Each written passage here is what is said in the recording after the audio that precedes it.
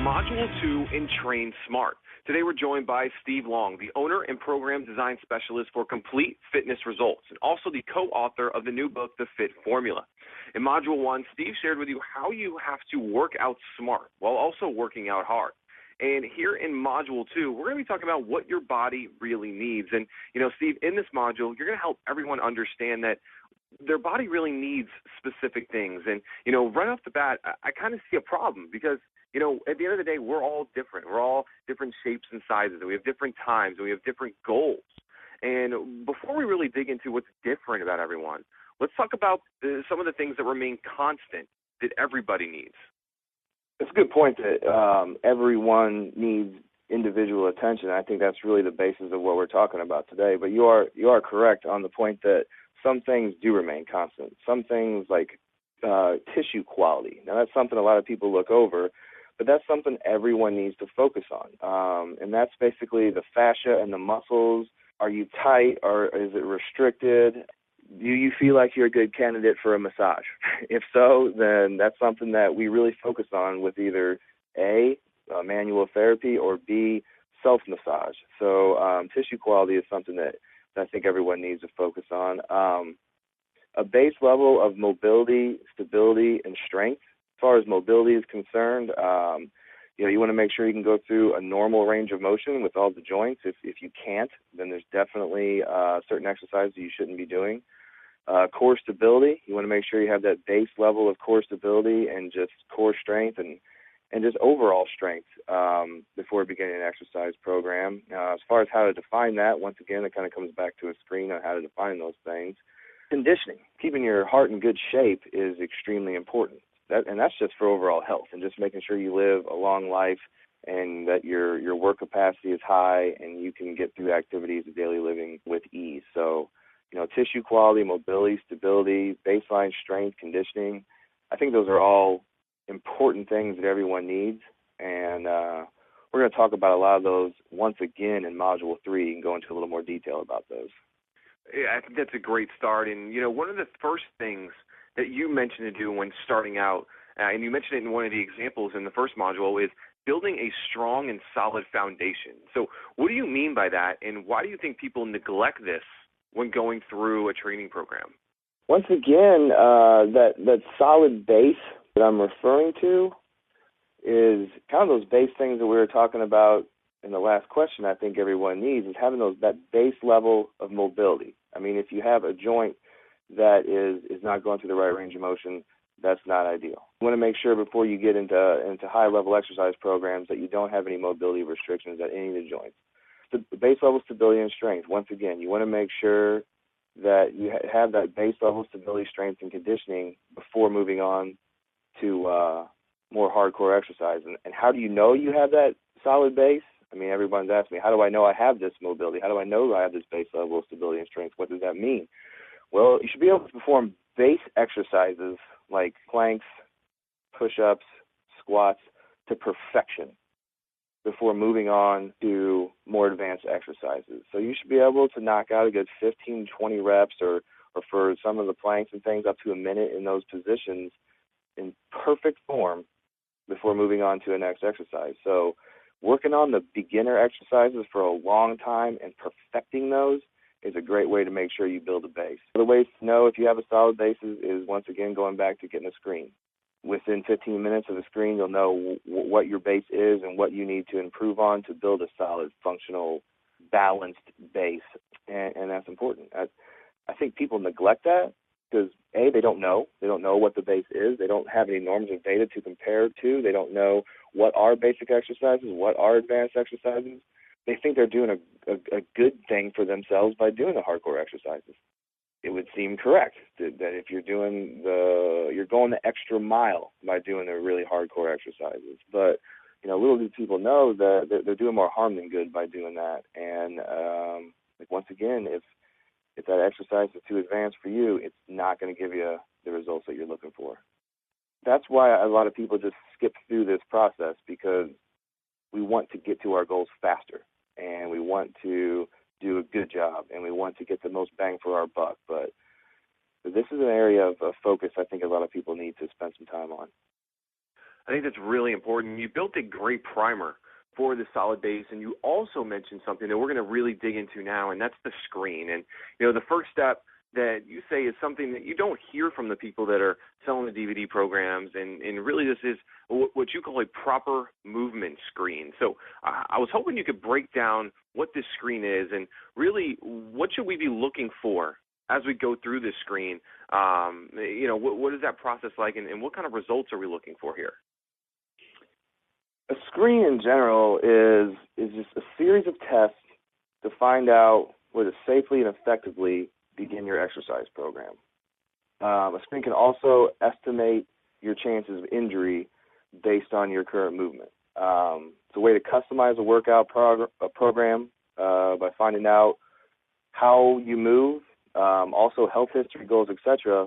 But what we're really talking about is a movement screen. So a movement screen is basically just what we use as the functional movement screen from Functional Movement Systems. And the functional movement screen is 7 basic movements that we were born with and a rating and scoring criteria to basically see how well we have kept our ability to go through those basic movement patterns. So as we grow older, we lose those basic abilities, and the functional movement screen has, basic things like squatting, lunging, reaching, which is, shoulder mobility, crawling patterns, things like that. So just looking at baseline movement patterns, scoring them from a 1 to 3, seeing what the quality of the movement is, and basically we know with those movements, those movements mimic certain exercises, and if that movement is bad, we shouldn't give you, we shouldn't give you exercises for that movement pattern. All right, so now, Steve, now that we know what a screen is and some of the benefits, where can we go to get a screen, and maybe what are some of the things that we should be looking for in the results of this screen as we start to move forward with a training program? There's lots of different places you can get a screen. Personal trainers, physical therapists, chiropractors can all do different screens. What I like about the functional movement screen is that it is normative data that we're all seeing the same thing and looking for the same things. It's a scoring system for your movement patterns, like I said. So it has measurable criteria and measurable results from that screen and from that system. So that's why I like the functional movement systems. So I would recommend finding a functional movement system practitioner. If you go to their website at www.functionalmovement.com, there is a Find a Fitness Pro section on there, which has a list of the people that are certified through the functional movement systems. If you can't find anybody in your area on that, I would recommend going, like I said, to a physical therapist or a chiropractor, and just make sure they have a system that has measurable criteria so you can see your improvements. If you have a weakest link, you want to make sure that you're improving the weakest link. You want to make sure you know what it takes, what improvement is. You need to know what are the parameters I'm looking to do here. So if you're working on corrective exercise, with like I said, with the FMS, we have a scoring system, 1, 2, 3. If you score 1, next time you come back, you score 2, you did a great job. You're improving. So those types of things are important to look for. So number 1, I would find an FMS certified person. Number 2, I would just, have a talk with whoever your physical therapist or chiropractor is and ask them if they have some criteria that you would know that you're improving on this. Those are some great resources there that everyone listening can really take action on right away and find someone who is certified and get this screen. So when we come back in Module 3, when we're creating their true workout program, we're creating it based on the results that are really going to help them see the best results. And as we close out here in this second module, when we started this module, we were talking about people being different, right, with different goals, different aspirations, different shapes and sizes. So Steve, how does this screen help to give you as a trainer the blueprint to create these training programs? And I'd love if you could share again an example or two of clients that have gone through this screen, they've gotten their results, and then you were able to help create a program that really took their results to that next level. As far as how does the screen help give you a blueprint, we'll give you that blueprint by finding out where to begin your program and finding out exactly where your body needs. That's how, with the scoring criteria, we know basically exactly what you need by looking through that movement pattern. We know exactly where to begin and exactly what to fix. So let's go back to the examples for Module 1. Kettlebell class guy, the guy who was hardcore, taking all the hardcore classes and things like that. And I don't want to, when I say when I say kettlebell class, I'm not talking bad about the kettlebell. I'm just talking about the class that he was taking was very hardcore. We also have kettlebell classes. I'm not opposed to kettlebell classes. It's just that this one didn't have the proper progressions. Moving forward, though, when we screened the kettlebell class guy, we found that he had dysfunctions in patterns that would cause pain in his deep squats. It would also cause pain in kettlebell swings and overhead pressing. So when we created his program, we eliminated the exercise that caused him pain. We gave him corrective exercises, and we gave him strength conditioning exercises that didn't cause him pain, and within a few months he was pain-free. So we found out, the things that he should and shouldn't do, and we created his program based upon that. So within a few months he was, pain-free, able to fight again, able to hike again, play sports completely pain-free, whereas before he could do almost nothing. The marathoner, what we found with her was that she was quad dominant, just unbalanced. There was a lot more strength and function in the quads than in the glutes, the butt muscles. That type of imbalance causes pain and injury, but more so it caused inefficient running. So she wasn't even in for the pain and injury. She was just in for a quality running program. Once we got her, once we screened her, found out her weakest links, got her moving correctly, not only was she out of pain, but the efficiency that we gave her by eliminating the issues in her body caused her to smash records, her personal records on distance running, because she had basically a new improved body, and she was ready to take her running to levels that she never had the ability to do before until we got her squared away.